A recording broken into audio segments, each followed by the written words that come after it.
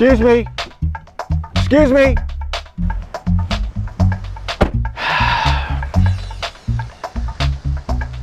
Is this road closed?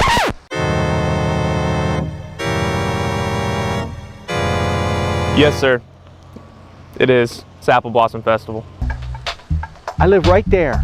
Right there. Sir, I can't let you through. I've lived here for 10 years. Sir, unfortunately, this road is closed every year for Apple Blossom, so you should be aware of that after the past 10 years. Just a second. I have an all-access Apple Blossom pass. Sir, that's obviously a handcrafted pass. I can't accept that.